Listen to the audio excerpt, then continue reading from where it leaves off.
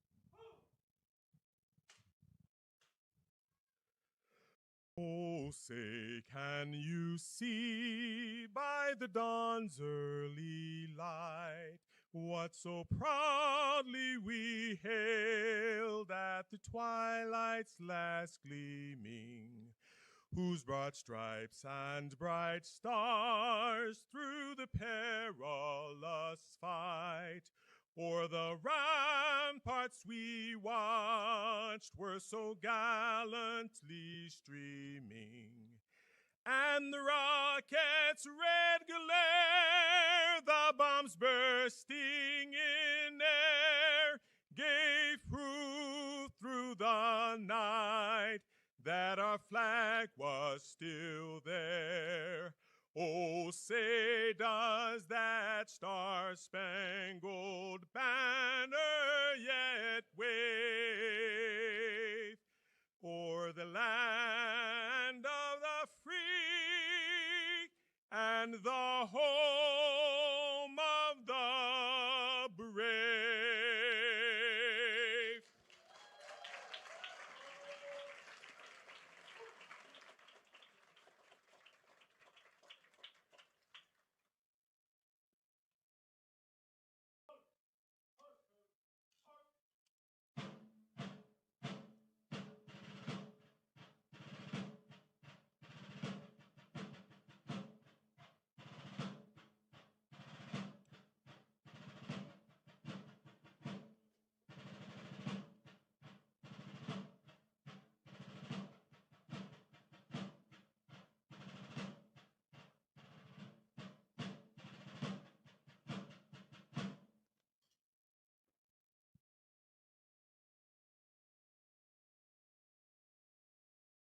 Now, please welcome a brass quintet from the President's own Marine Band.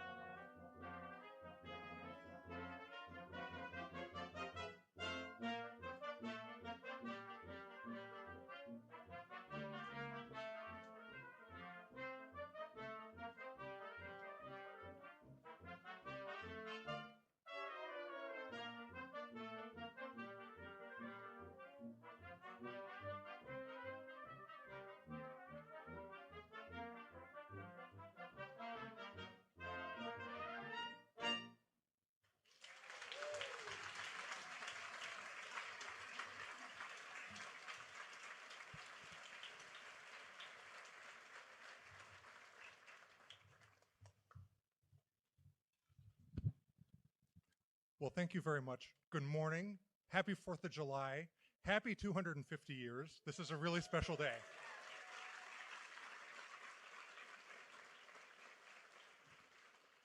So we are a brass quintet from the President's own United States Marine Band. That first piece that we played was a march by Henry Fillmore called Americans We. He wrote this march in 1929, but I think there's some really nice messaging that Fillmore had with this march, and it comes in his dedication. His dedication said, "I dedicate this march to all of us," and I think that's a really nice sentiment for today. So the next piece that we're going to play is actually, we're going to shift gears and we're going to enjoy the March King, John Philip Sousa. And yes, so John Philip Sousa was the director of the Marine Band from 1880 to 1892. And it was actually the year after he left the Marine Band is when he when he composed our next march. And he was inspired for the name of this march by his son marching in a parade in honor of the Liberty Bell. And the Liberty Bell has gone on to be one of Sousa's most famous marches, and we're looking forward to performing it for you right now.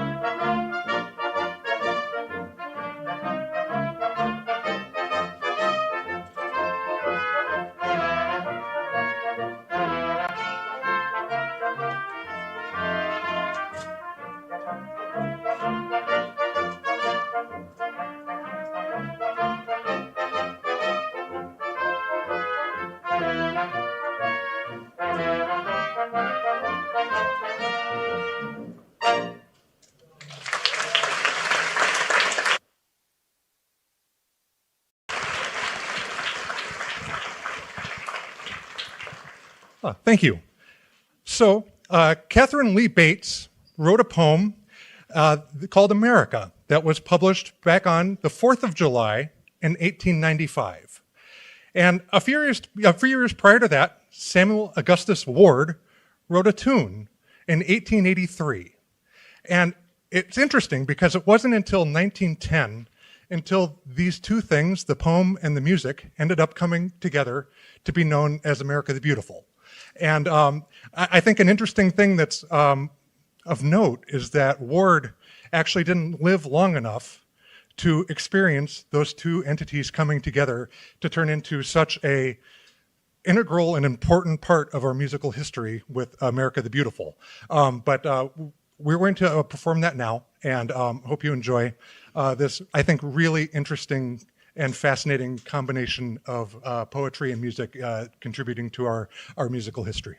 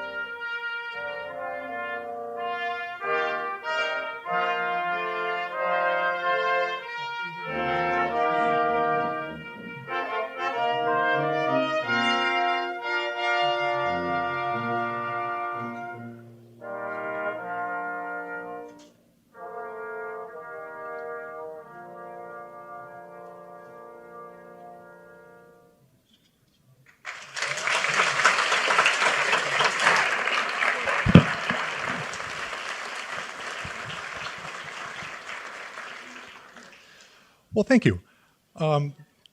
So the director of the Marine Band has an interesting role where they are one of the musical advisors to the White House. And even back in John Philip Sousa's day, he was working on, for the Arthur administration, alternative options for Hail to the Chief. And that's where the tune for this next piece came from.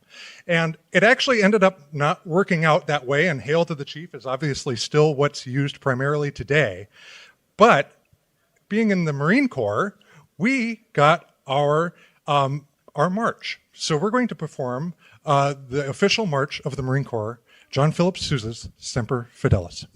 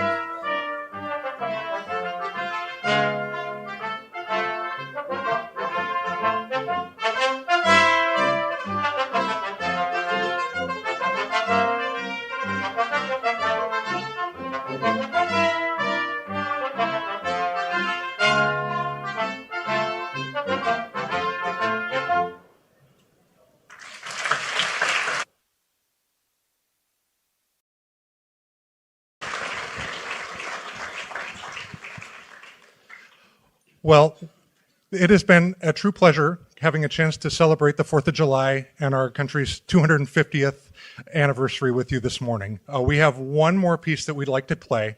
It's God Bless America. And I would hope that you would be encouraged to sing along and join us. Happy 4th of July.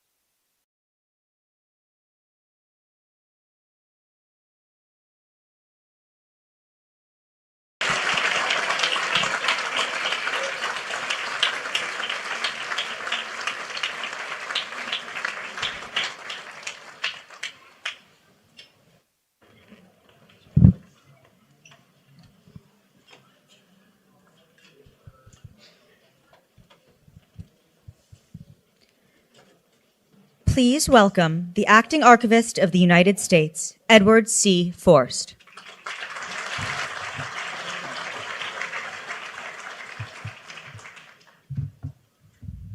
Everybody hear me in the back okay? Thumbs up. That is some walk-on music, isn't it? That is spectacular. So excited. Good morning, everybody. You know, some might say there's no better place to be at the beginning of the 4th of July. I would say this is the best place to be at the beginning of the 4th of July.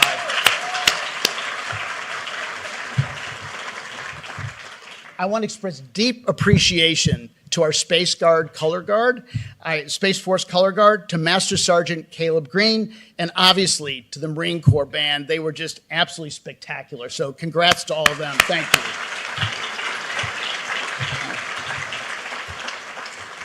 You know, it's interesting. We had the Space Force here, and we had the U.S. Army, and they're the bookends in terms of when services came into duty for the United States. And again, at the archives, we are the bookends. We're the beginning from the revolution all the way forward, and we want to celebrate that. And just as I look around the room, do we have any active duty military and veterans? Raise your hands. Thank you.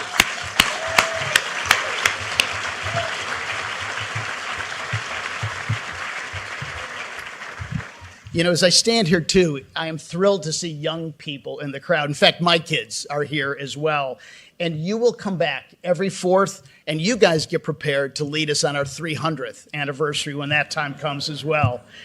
You know, we're sitting here shoulder to shoulder, but we also stand on the shoulders of those who came before us. And it's really important to understand that and to appreciate that. You know, this is everyone's capital city. Many people don't live here, but you came and you're committed and you're celebrating, and we're doing that with you. And we're celebrating 250 years ago that the Second Continental Congress unanimously approved the text of the Declaration of Independence. And that's the start of our great nation. It changed the world forever. That document, by the way, is right upstairs in this building, and you should all go see it, pause, and reflect on the patriotism before us and what you bring to us as well. You know, these founders, they put their lives on the line by signing that declaration. One of the signers was a guy named Benjamin Rush, and he wrote a letter to John Adams, and in it he said, "We were called up one after another by the President of the Continental Congress to subscribe to what we at the time believed to be our death warrants." That's the risk everybody took by standing up and signing that declarations. They didn't know if they'd defeat the British. That army was the most powerful on earth. And these were our founders, farmers, merchants, tradesmen, who were extraordinary and believed we should all have the American dream. Now, a bit of trivia, you know, George Washington actually didn't sign the Declaration of Independence. He was a little bit busy. He was the commander-in-chief of our troops, and he was in New York City. But on the 9th of July, he gathered thousands of those troops, and he read the Declaration of Independence. They read it there, just as we're going to do today, as we've done for the last 50 years here at the Archives, and we're going to continue to do forever and forever. That's our enduring promise to you. I'm profoundly honored that President Trump asked me to serve in this acting capacity. And every single time I go into the rotunda, which you will do later today, and I see these founding documents, I pause. It is reverence in the room. And I hope you're struck the same way. Take your turn. Go up there. Get this close, literally, to the Declaration of Independence, to the Bill of Rights, to the Constitution. They're next to each other, and that's what you're able to do today. Get this close and personal to it and reflect. Embrace all of our shared honor to be here with passion and pride, what we've achieved and what we're going to achieve tomorrow. This is a magnificent nation. God bless America. Now, it's my privilege to introduce our first speaker, my friend, America's 33rd Secretary of Agriculture, Brooke Rollins. Hold still. I got a couple of things here. Anybody from Texas in the room? All right, go. Go Texas. All right. A proud Texan, Texas A&M and UT Law School. And like many of our founders, Secretary Rollins was brought up on a farm. If you hit a rodeo any day, she's not a bystander. She's going to be mixing it up with the best of them.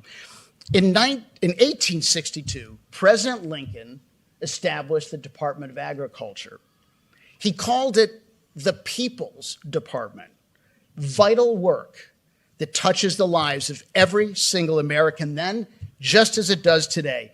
Secretary Rollins, thank you for all you and your colleagues at Agriculture do. Thank you for bringing to life America's 250th with the great American state fairs. I'm really happy to have you. Thank you, ma'am. Thank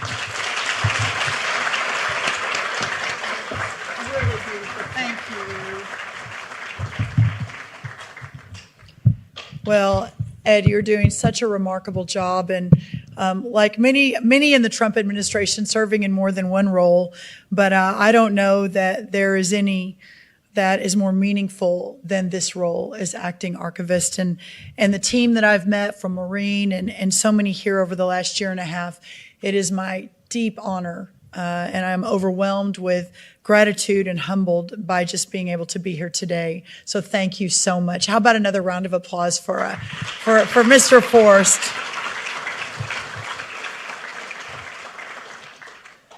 I think about 250 years ago at this very moment, and I think about going back to that little room in Philadelphia, 1,600 square feet, where just over 50 of the world's greatest, boldest, most courageous men ever gathered.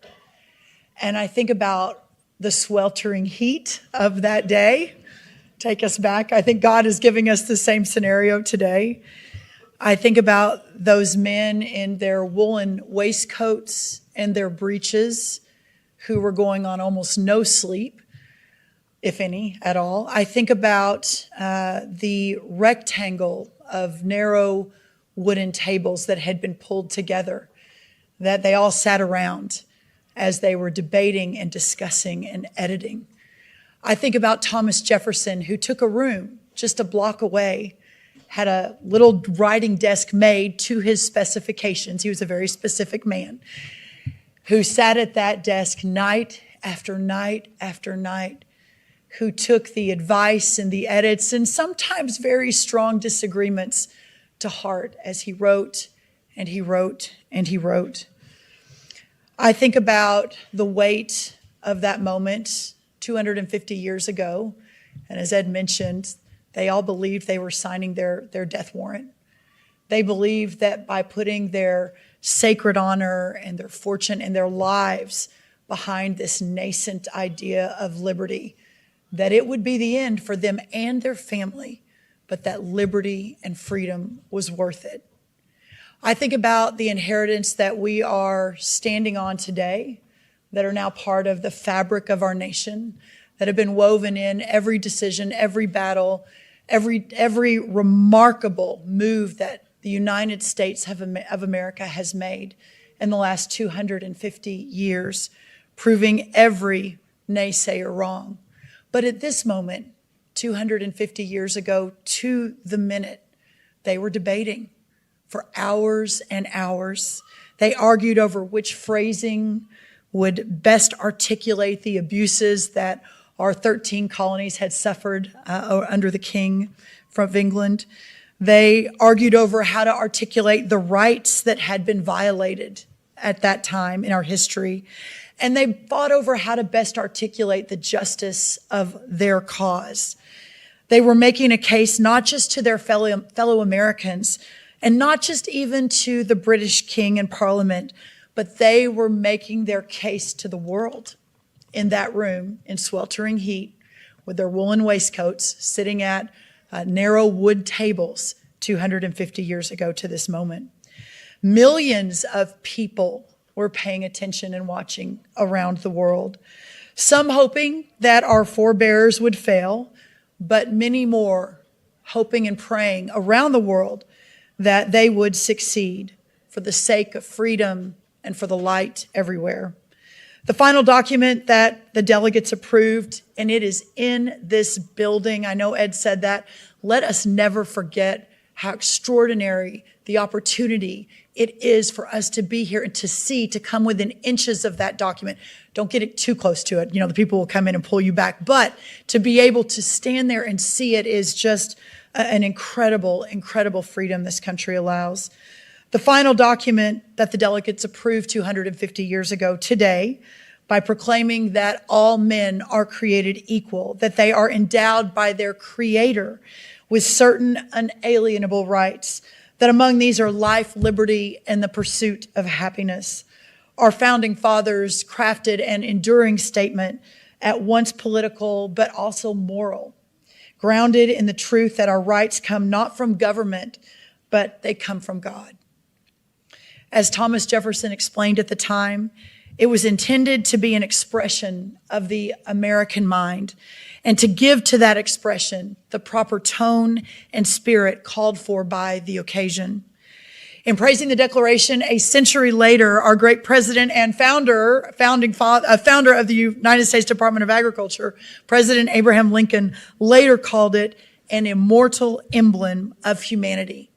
And indeed it is. But more than that, it is also a profound act of faith. The very last sentence of the Declaration of Independence asserts, quote, a firm reliance on the protection of divine providence. The founders knew that they could accomplish nothing without God's grace, especially in the face of overwhelming and insurmountable odds. After all, they were standing up against the most powerful empire in the world with very little training and almost less supplies.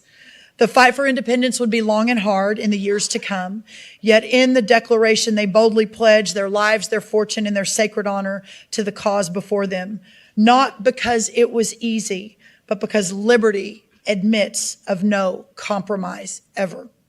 250 years later, we stand here as the inheritors of that courage, inheritors of their faith, and inheritors of their unwavering commitment to the righteous cause of liberty, which still rallies us to its defense today, as it did to our ancestors on the fields of Yorktown, as it did to our ancestors on the hills of Gettysburg, and as it did to our ancestors on the beaches of Normandy.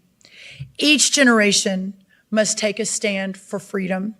And while the Declaration of Independence is physically housed in this beautiful building behind me, its spirit animates the heart of every patriot. We have been blessed with the task of writing the next chapter, the next 250 years of our great American story, armed with the legacy of our founders, enlightened by the faith in Almighty God, and motivated by eternal truth. There is no doubt that the spirit of 1776 is alive and well, and the best is truly yet to come. God bless America. Thank you.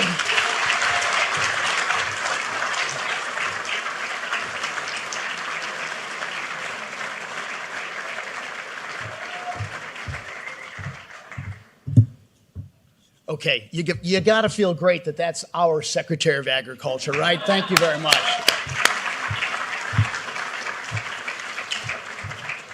So we talk a lot about the gems that are inside the National Archives system, and there are the gems, and you're going to see some of them today. But you also should understand we have 13 billion pieces of paper that we're the stewards of.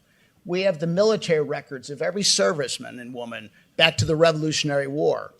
We have pieces of paper about discoveries and ingenuity and patents as well. And speaking of patents and ingenuity, in 1906, an upstate man named Willis Carrier received a patent as the inventor of air conditioning. And I think we ought to be celebrating Willis today, okay? Now, I would like to give a big welcome to my dear friend of more than a decade, Representative Elise Stefanik of the 21st District of Upstate New York. Let's give it up for Elise.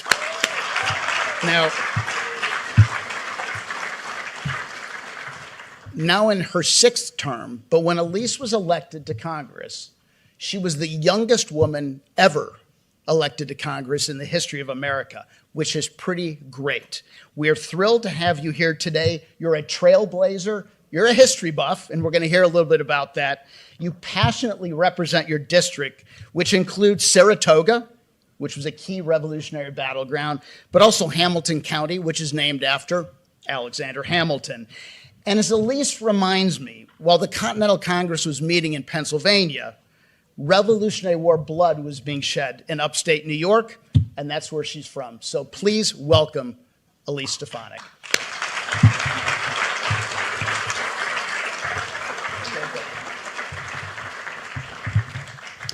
Well, thank you, Ed, for that kind introduction and for your exceptional stewardship preserving our priceless founding documents as acting archivist of the United States and GSA administrator. I also want to recognize my good friend, our fantastic Secretary of Agriculture, Brooke Rollins, who has been out riding horses with our farmers every evening in the sweltering heat at the rodeo of the Great American State Fair. And thank you as well to former Secretary of Transportation Rodney Slater, who will be speaking later in the event, for your leadership at the Foundation for the Archives.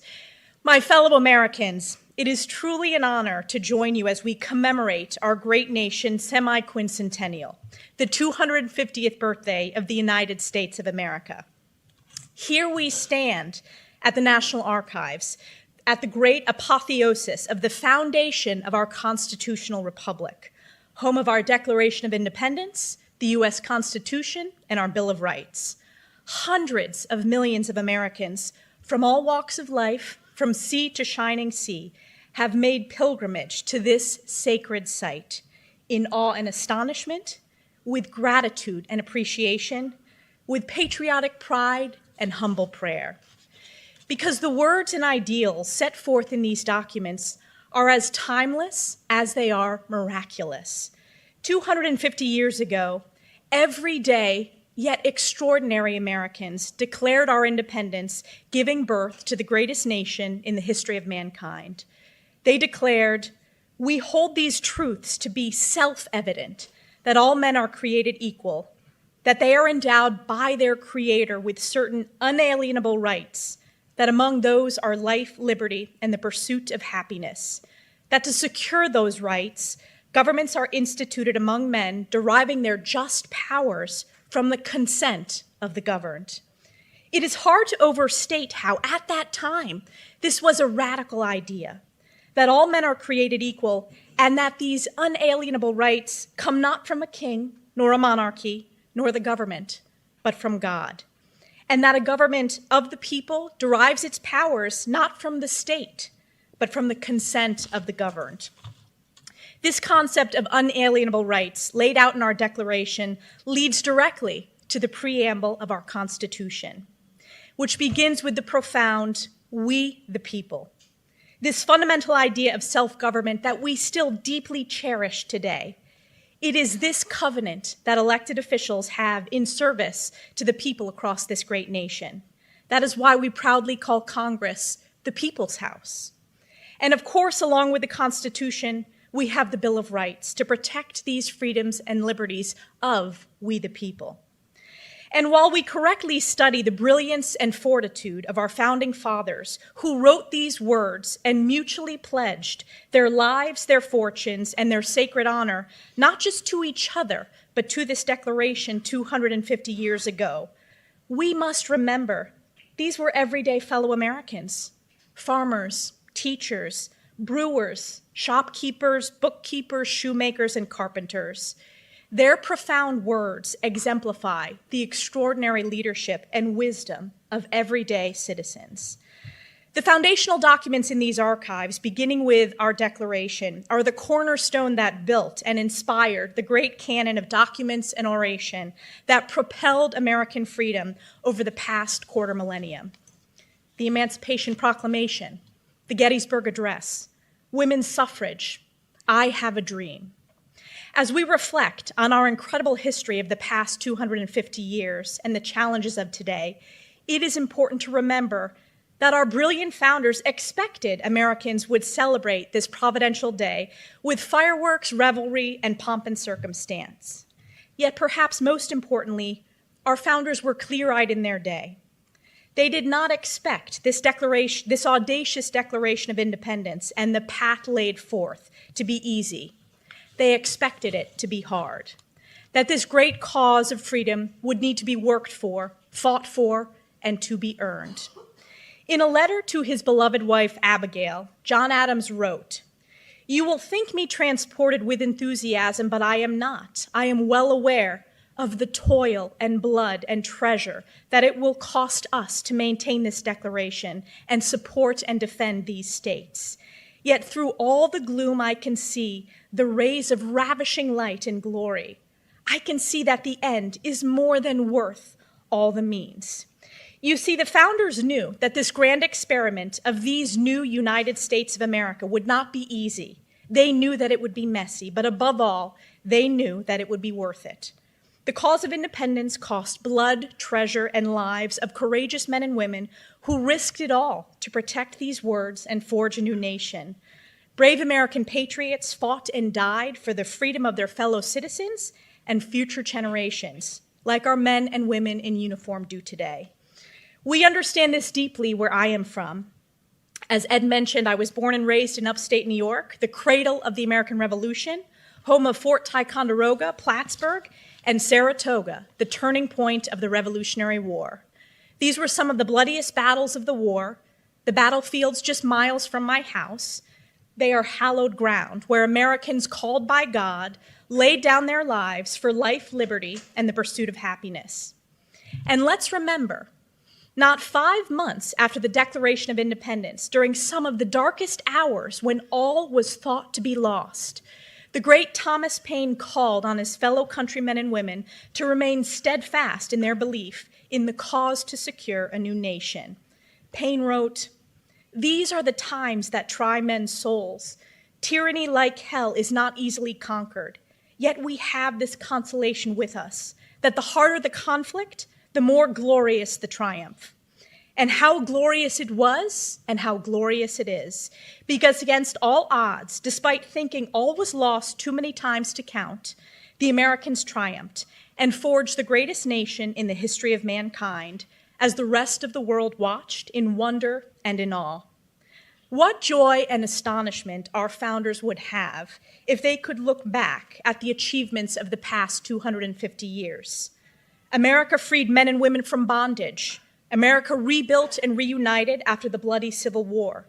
We survived the Great Depression, ushered in the Industrial Revolution, put a man on the moon, stormed, bled, and died on the beaches of Normandy to save the world from tyranny, built historic alliances, and delivered economic and technological advancements, fueling greater prosperity and quality of life than they could have ever imagined. It is in their words, on the very parchment at the archives, that our founders ensured that America always remains the world's greatest hope, that we are the pioneers, the warriors and the peacemakers, the believers, the explorers, the inventors, the dreamers and the doers, the cowboys, the builders, and the leaders. What a privilege it is to be an American. I believe this always, but especially at such a time as this. Today, may we cherish and remember our providential past, touched by the hand of God, and may we embark on the next 250 years, guided by the same moral truths in these sacred documents, in this very hall of we the people, our Constitution, our Bill of Rights, and our glorious Declaration of Independence. You know, 250 years ago, when asked what form of government our founders envisioned and decided upon, the great Benjamin Franklin wisely said, "A republic, if you can keep it. We will fight for it, strive for it, protect it, and we will keep it. For we know America is great. We are the keeper of the faith, the defender of the West, and the leader of the free world." Happy 250th birthday, America. You are still so young, so beautiful, and your future of the people, by the people, for the people is so blindingly bright. May God bless you, and may God continue to bless the United States of America. Thank you.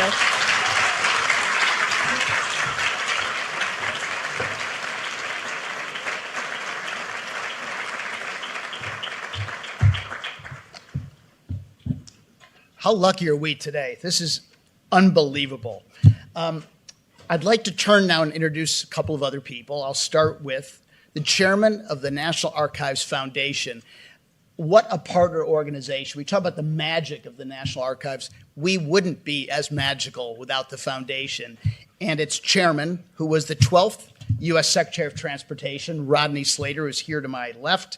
He was appointed by President Clinton at a time of massive transportation infrastructure investment and made such a difference for all of us. Rodney, thank you for your board, thank you for your staff, thank you for you, and today's events that lead up to this massive, incredible 250th celebration. So let me introduce to you Rodney Slater. Thank you.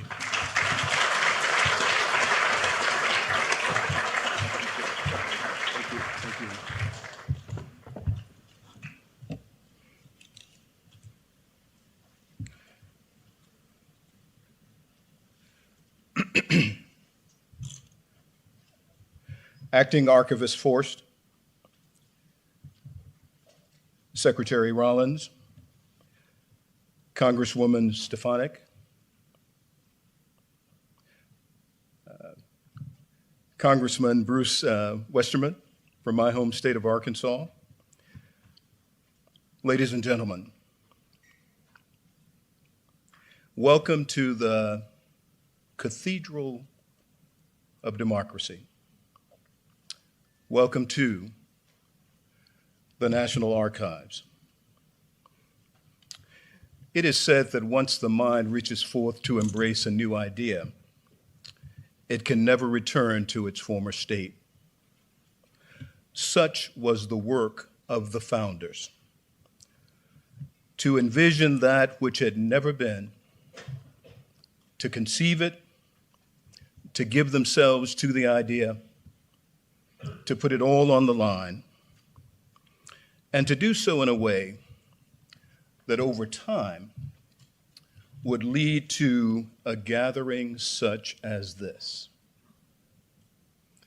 I would say that having heard from our two distinguished speakers, that John Adams heard the words of Abigail as she said, "Don't forget the ladies." I would say that the drafters, dealing with the dynamics and the vicissitudes of the challenges before them, to craft this great nation, balancing its various interests, compromising here and there. I would say that when Adams wrote to Abigail, as was noted during the earlier statement, where he talked about the ravishing light and the glory, but also the darkness of the moment, I would say that they all recognized that there were those on the periphery who also wanted to be a part of this language, we the people, and who over time, making their case, would also bring together such a gathering as this. Dr. King once said that only when it is dark enough can you see the stars. It was dark in that moment.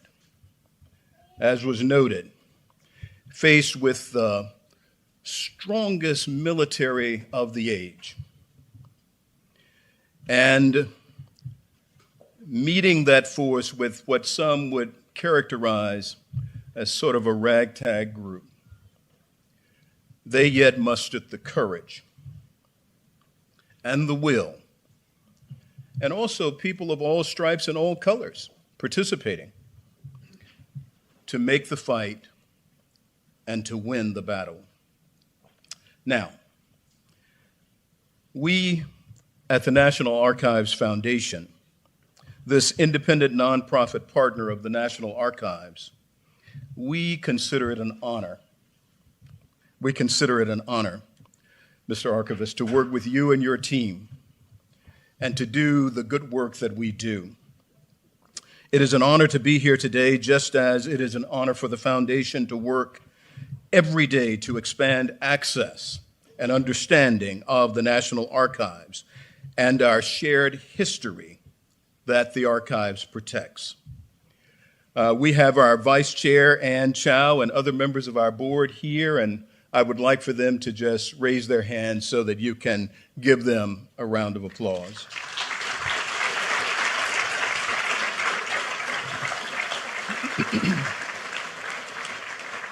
And we offer a special thanks to the 250th celebration sponsors, the Boeing Company, Comcast Corporation, Microsoft, P&G, TikTok, Ancestry, John Hancock, Dykema, yes.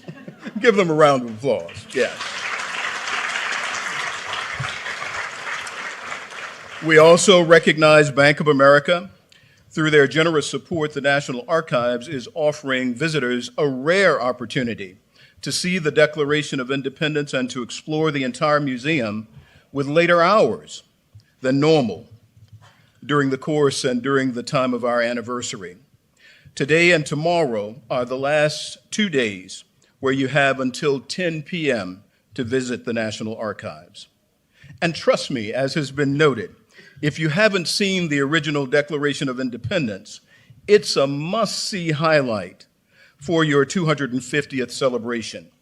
It is also just one, as Ed noted, one of the billions of records entrusted to the National Archives.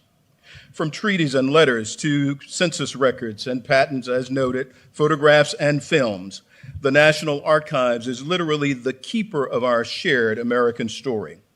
And that American story, it comes from many, many stories, a pluribus unum, out of many one.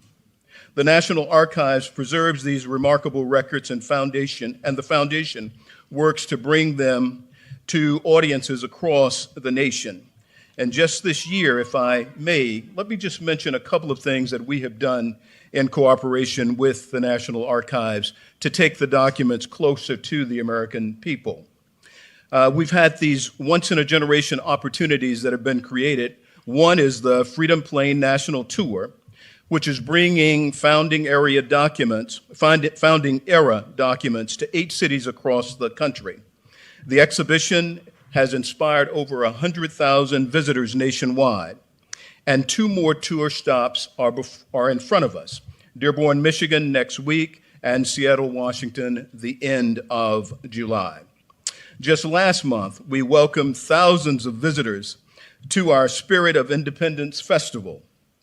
The Main Street patriotic event brought country music legend Garth Brooks and veterans and acclaimed chefs together with local students and families and tourists from across the nation to celebrate our history, culture, and American traditions that unite all of us. And together with the archives, we've also opened several exhibitions that you'll be able to see as you visit the archives at the end of our program, expanding educational programming and creating exciting new opportunities for visitors and their engagement. None of that would be possible without the generous friends and members and supporters of the foundation. The work we do is about not just preserving the documents themselves, but it's about preserving the ideals that the documents represent. All men created equal. The work of creating a more perfect union. That is the essence of the ideals behind the documents. That is what we embrace when we behold the wonderful wordsmiths of the documents and embrace those words as the lifeblood, not only of ourselves, but of our democracy. And closing.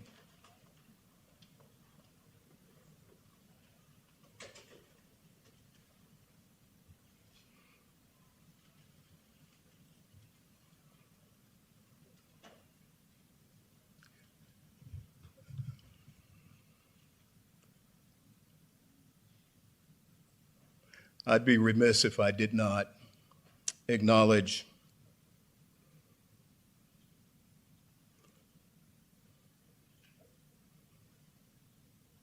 the power of that idea in foreshadowing my own presence with you.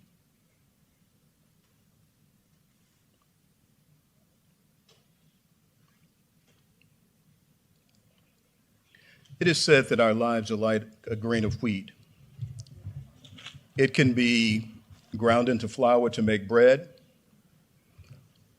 or it can be placed into a sack and placed into a stall and later fed to swine, or it can be buried in the darkness of the earth and come forth 100-fold. The work of our founders was to bury their vision of a new order into the darkness of the earth. And as John said to Abigail, to see that ravishing light through the darkness of the earth, and to know that with the idea and with the will to embrace it and to cast it forth, that we would indeed have a day like this to celebrate and to call our own.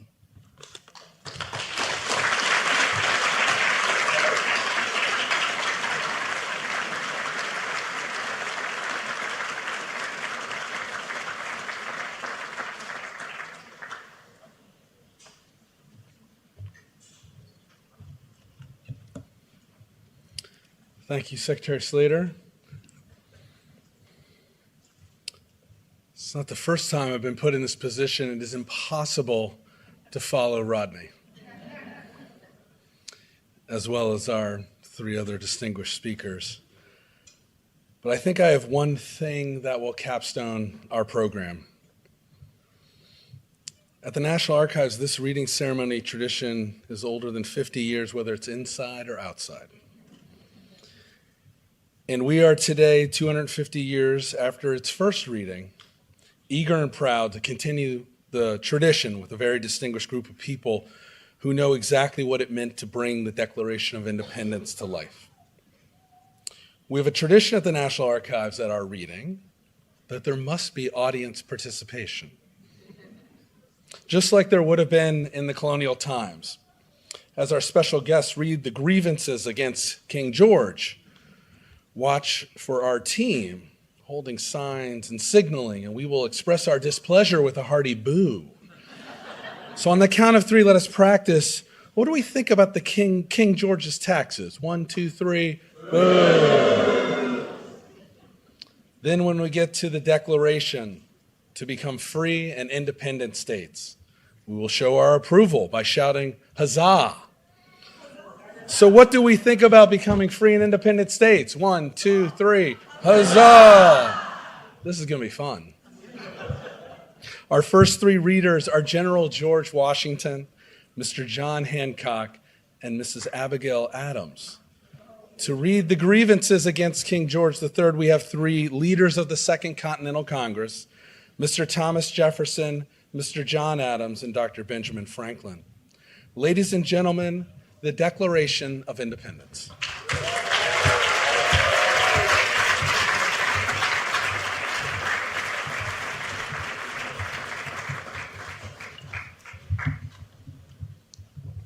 In Congress, July 4, 1776, a declaration by the representatives of the United States of America in General Congress assembled.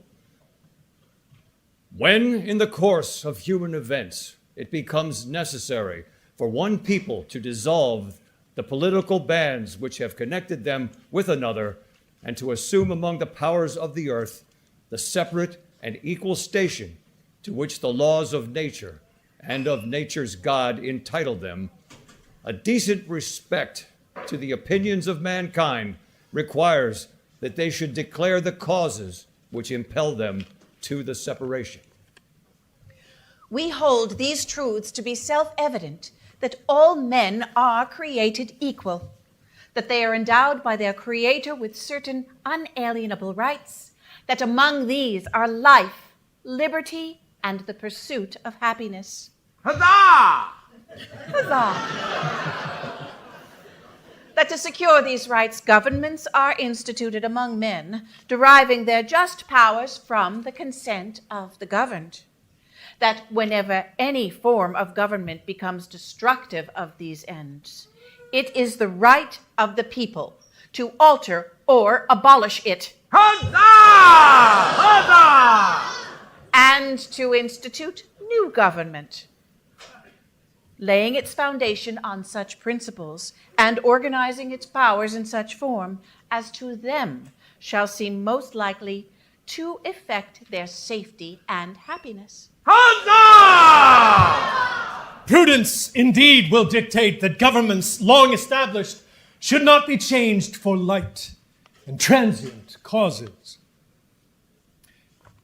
And accordingly, all experience hath shown that mankind are more disposed to suffer, while evils are sufferable, than to right themselves by abolishing the forms to which they are accustomed.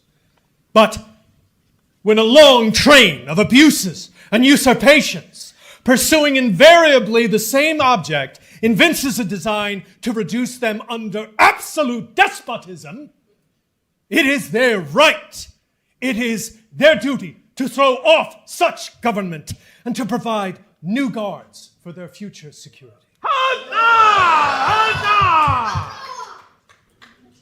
Such has been the patient sufferance of these colonies, and such is now the necessity which constrains them to alter their former systems of government.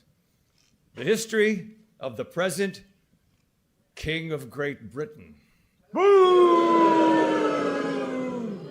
is a history of repeated injuries and usurpations, all having direct object the establishment of an absolute tyranny over these states. To prove this, let facts be submitted to a candid world.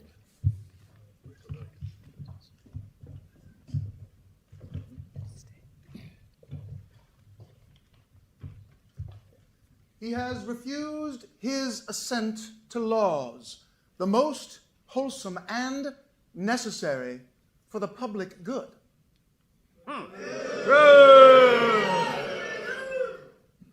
He has forbidden his governors to pass laws of immediate and pressing importance unless suspended in their operation until his assent should be attained. And when so suspended, he has utterly neglected to attend to them. He has refused to pass other laws for the accommodation of large districts of people unless those people would relinquish the right of representation in the legislature, a right inestimable to them and formidable to tyrants only. He has called together legislative bodies at places unusual, uncomfortable, and distant from the depository of their public records, for the sole purpose of fatiguing them into compliance with his measures.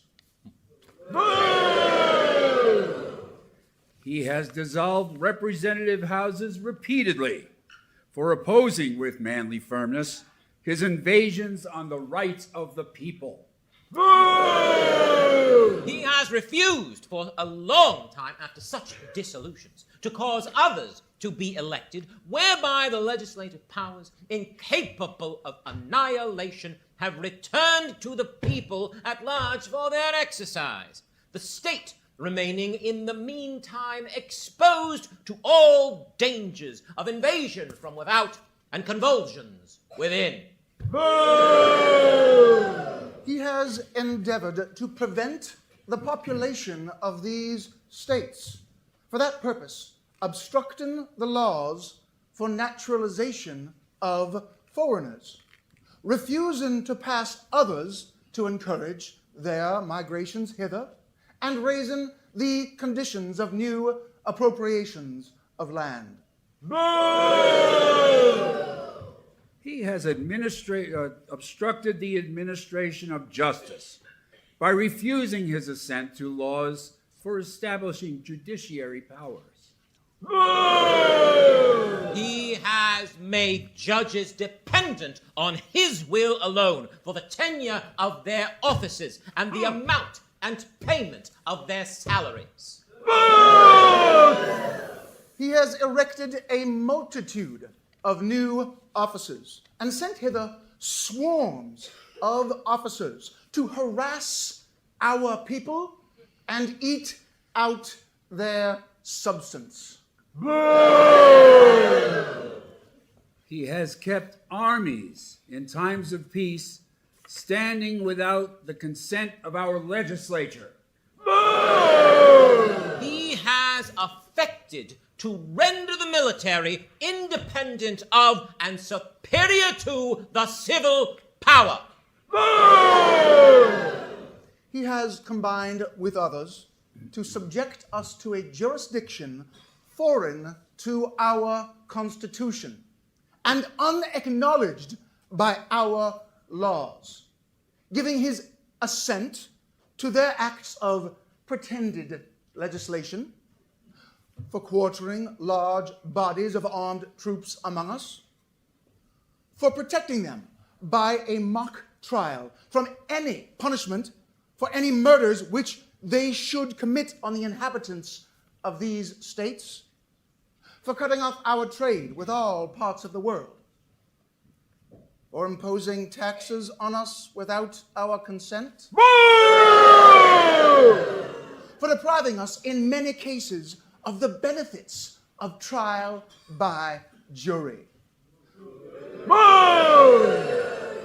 for transporting us beyond seas to be tried for pretended offenses, for abolishing the free system of English laws in a neighboring province, establishing therein an arbitrary government, and enlarging its boundaries, so as to render it at once an example and fit instrument for introducing the same absolute rule into these colonies, for taking away our charters,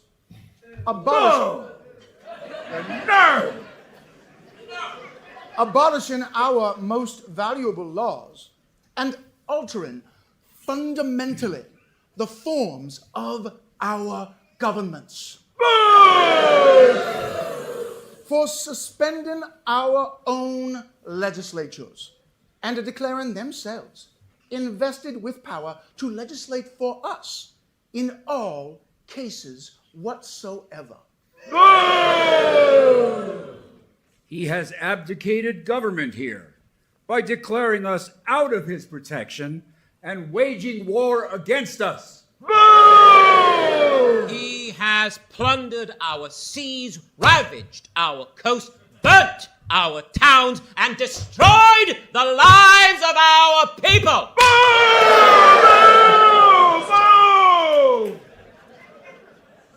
Yes, sir!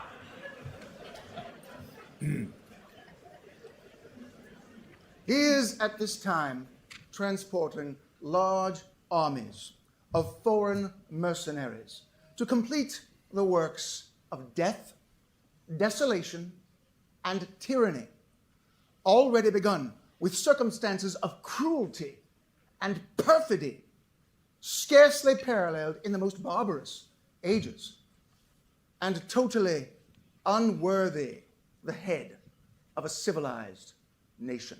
Boom! He has constrained our fellow citizens, taken captive on the high seas, to bear arms against their country, to become the executioners of their friends and brethren, or to fall themselves by their hand. He has excited domestic insurrections amongst us and has endeavored to bring on the inhabitants of our frontiers, the merciless Indian savages, whose known rule of warfare is an undistinguished destruction of all ages, sexes, and conditions.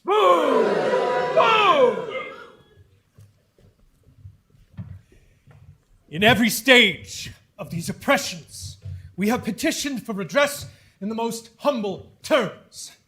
Our repeated petitions have been answered only by repeated injury.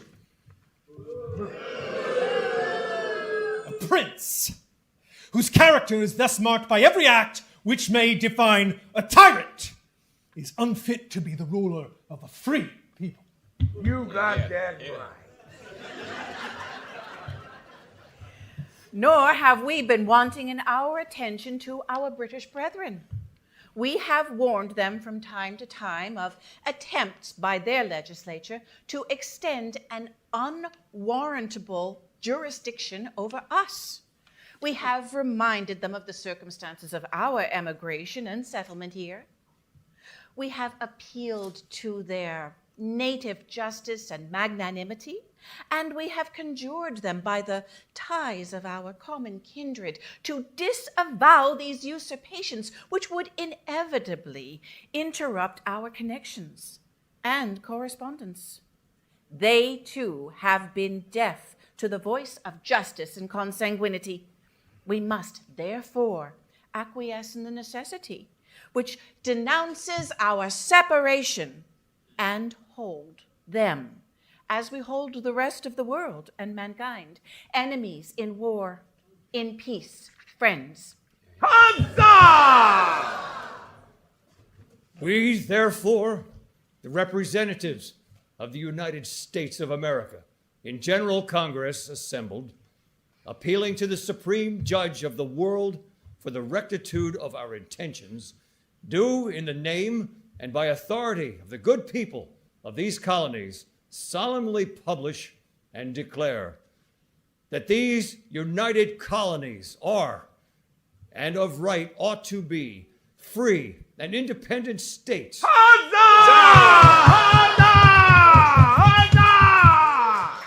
And that they are absolved from all allegiance to the British Crown. And that all political connections between them and the state of Great Britain is and ought to be totally dissolved. And that as free and independent states, they have full power to levy war, conclude peace, contract alliances, establish commerce, and to do all other acts and things which independent states may of right do. And for the support of this declaration, with a firm reliance on the protection of divine providence, we mutually pledge to each other our lives, our fortunes, and our sacred honor.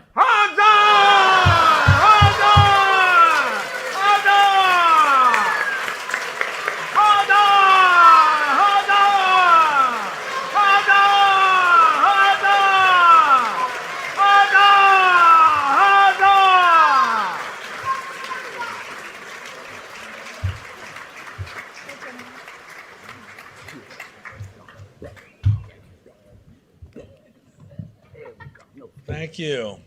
And Mr. Fortin, thank you for leading us.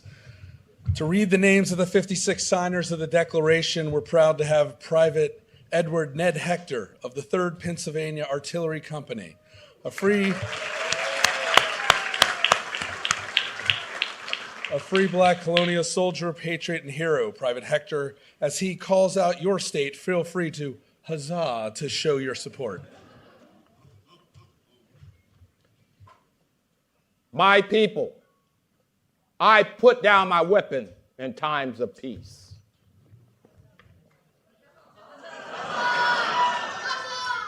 But I will pick it up on behalf of the people. This document that we have just heard, you heard it described as a death warrant. Indeed it is. Which one of you would sign such a document? Would you, sir? Would you, madam? Would you sign your own death warrant? These are the people that were willing to sign this document. These are the people that was willing to give all they had so that a new nation might have birth. Huzzah! Let us read the names of the signers. First of all, the President of the Continental Congress, the Honorable John Hancock. Huzzah! Georgia, Button Gwinnett, Lyman Hall, and George Walton. Huzzah! North Carolina. All right. William Hoop, Joseph Hughes, and John Penn. Huzzah! Huzzah! South Carolina, Indeed. Edward Ritterlich, Thomas Hayward Jr., Thomas Lynch Jr., and Arthur Middleton. Huzzah! Maryland! All right, all right. Samuel Chase, William Packer, Thomas Stone, and Charles Carrollton of Carrollton. Huzzah! Huzzah! Let's make this good, right? Huzzah! Huzzah! Virginia! George Wythe, Richard Henry Lee, Thomas Jefferson, Benjamin Harrison, Thomas Nelson Jr., Francis Lightfoot Lee, and Charles Braxton. Huzzah! Pennsylvania! Yes. All right, Pennsylvania. Robert Morris, Benjamin Rush, Benjamin Franklin. Yeah. John Morton, George Clymer, James Smith, George Taylor, James Wilson, and George Ross. Huzzah! Delaware! Delaware, where you at? Huzzah! We got a huzzah good. right there. Caesar Rodney, George Reed, and Thomas McKean. Huzzah! New York, William Floyd, Philip Livingston, Francis Lewis, and Lewis Morris. Huzzah! Huzzah! New Jersey, Huzzah! Come on, Jersey, where you at? Richard Stockton, John Witherspoon, Francis Hopkinson, John Hart, and Abraham Clark. Huzzah! Huzzah! New Hampshire. New Hampshire. Where are you, New Hampshire? There she is, way up in the back. Huzzah! Huzzah, man. Matthew Thornton, Josiah Bartlett, and William Whipple. Huzzah! Rhode Island. There we go. There we Rhode go. Island. There we go. Stephen Hopkins and William Ellery. Huzzah! Connecticut. My friend. Try that again. Roger sir. Sherman, Samuel Huntington, William Williams, and Oliver Wolcott. Huzzah! And all of this is attested to by the Secretary, Charles Thompson. Huzzah! And to this, we, the people, we all say, yes, sir. Huzzah! Huzzah! Again! Huzzah! Once again! Huzzah! Yes! Huzzah! Love you guys. See y'all next year. All right.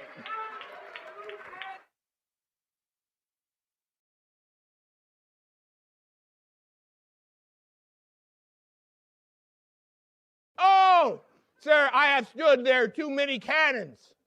Did I forget Massachusetts? How could I forget Massachusetts?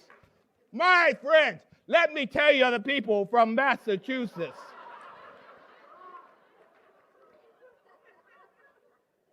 Guess who we have there? Samuel Adams! John Adams! Robert Treat Payne! And Elbridge Gerry! You know what this proves? The people will not forget their own. Thank you for reminding me.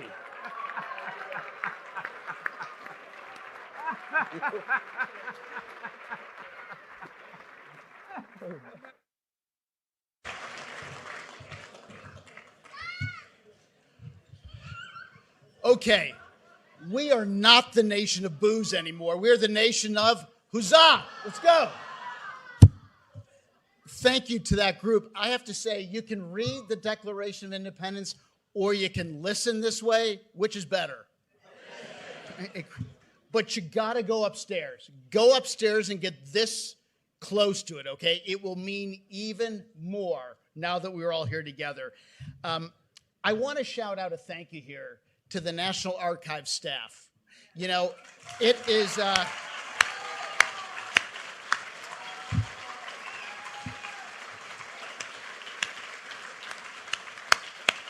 all you guys. It is, I look at Trevor up there. It is hard to make it look this easy, but this is incredible. This is your archives. Enjoy it till 10 p.m. We are going to conclude the program by bringing back Master Sergeant Caleb Green for America the Beautiful, and then get yourselves upstairs and enjoy the rest of the 4th of July.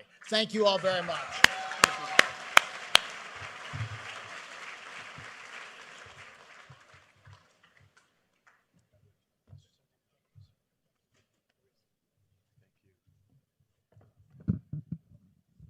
Happy birthday, America.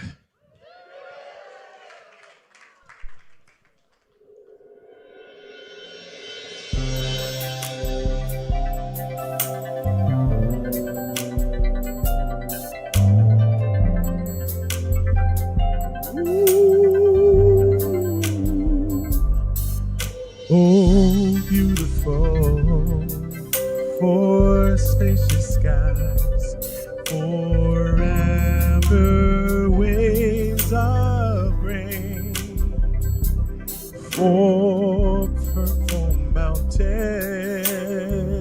majesties, above the fruited plain.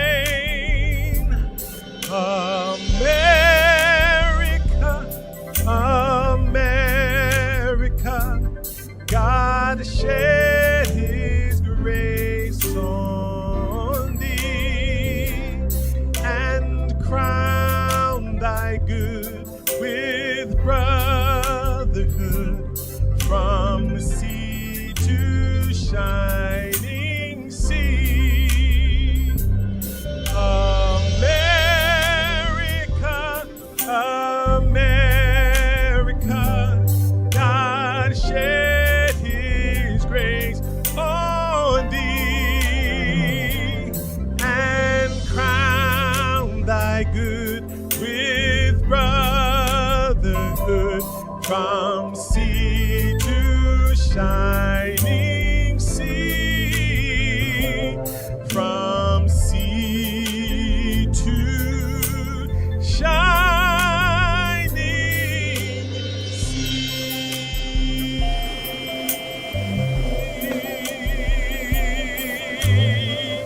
God bless you. Happy birthday.